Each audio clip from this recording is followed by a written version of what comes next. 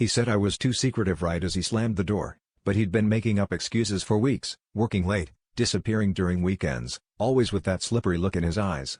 I kept thinking maybe I was the problem, maybe I was too closed off, too careful with what I shared. But the real gut punch came the Monday after our breakup, when I walked into the office and my boss called me in for a chat that felt colder than usual. She never looked me in the eye, just tapped her wedding ring on the desk and asked if I'd met her husband. My stomach twisted.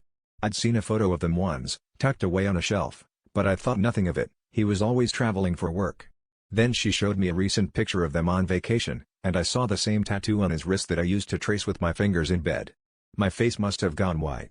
She watched me, waiting for something to click. It did, all at once. My boyfriend, my ex, was her husband. I wanted to scream, to throw something, but all I could do was sit there, feeling every lie he ever told me settle like poison in my chest. I realized every work trip, every late night, every time he begged me not to tell anyone about us, it was all to keep his two lives from colliding. And I'd been so careful, thinking I was the one with secrets, when really I was just the decoy, the cover story he used to keep his wife off his trail. I left the office that day without saying a word, my mind racing between humiliation and rage. But the hardest part wasn't the betrayal, it was facing the truth that I'd let myself become invisible in my own life, hiding who I was because I believed someone else's rules.